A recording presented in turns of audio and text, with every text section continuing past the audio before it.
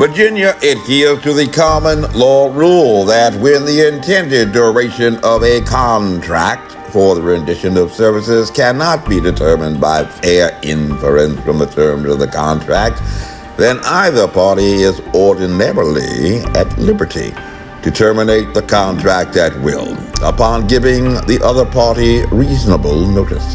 The Virginia Supreme Court stated in 2016, quoting their 1987 decision in Miller v. CVAP, Inc., in the last major decision on the law regarding at-will employment in Johnson v. Wood Associates.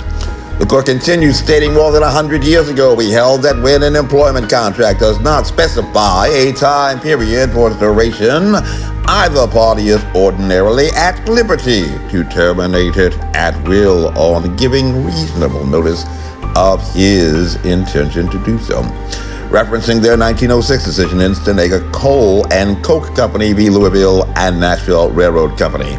And in that case, framing the issue before the court, this opinion stated, although we have repeatedly stated that the notice given must be reasonable, we have not addressed what reasonable notice means, and specifically whether reasonable notice means advance notice as to the employee or the employer's decision to terminate the employment relationship, and at least the manner in which the United States District Court for the Southern District of Texas has framed the national controversy in the case involving Jennifer Bridges and 116 additional plaintiffs, a case for which on the day before Independence Day, their attorney, Jared Woodfill, announced that he would appeal to the Fifth Circuit and continue to the Supreme Court, if necessary. Hello, my name is Major Mike Webb, and at the outset, let me state again that I am not attorney, but I can confess that I did a little more than just watch one on TV.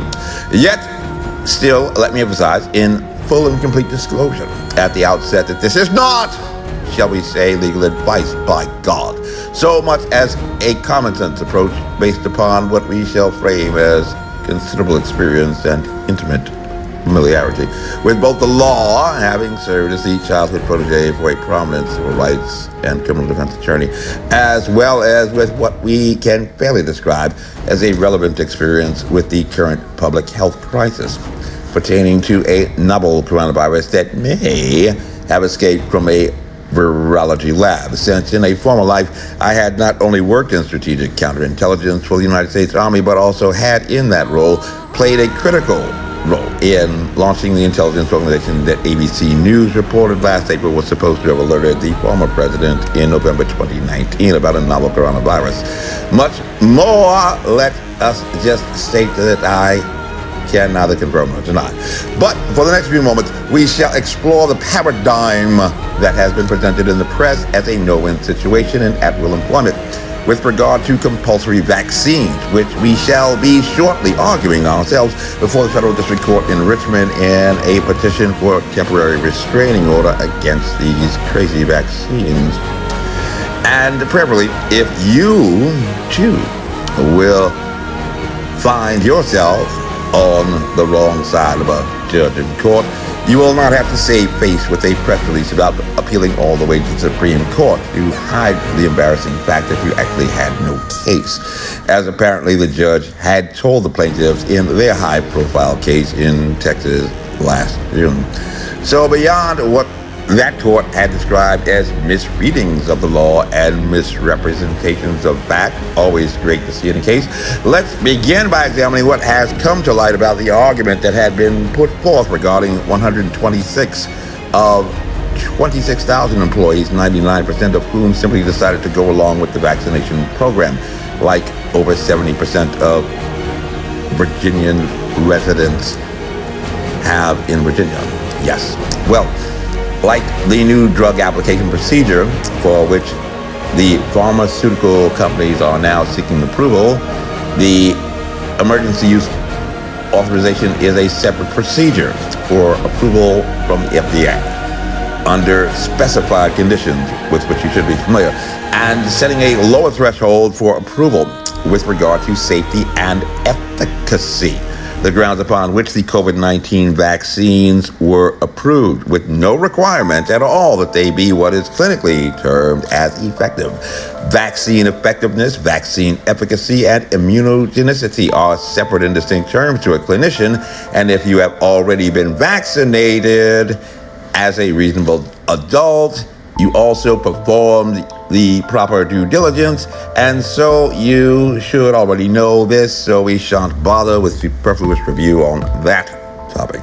Next, the employee complaint reportedly cited that forcing employees to get vaccine violates Nuremberg Code, a medical ethics code, which bans forced medical experiments and mandates voluntary consent, comparing the hospital administration to Nazi war criminals.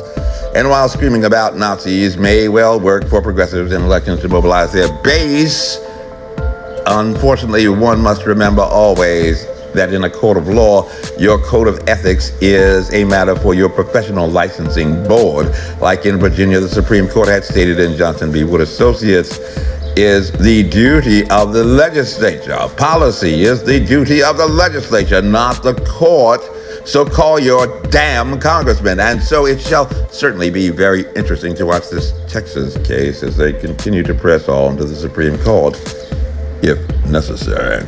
Did not the president tell you that as of May 1st, every adult American would be eligible to be administered the vaccine free? Did not the FDA and CDC authorize administration of vaccines to children between the ages of 12 and 15 on May 13th? Like a security clearance, might one fairly and accurately describe this free vaccine? Not so much as a right, but merely an entitlement. No more searching day and night, the president said, for an appointment for you and your loved ones. This briefing is unclassified, as you will. My name is Major Mike Webb, and by God, I am running for Arlington Public School Board. Let's keep Mike Webb away from our schools. Honest. Carry on. This advertisement was authorized by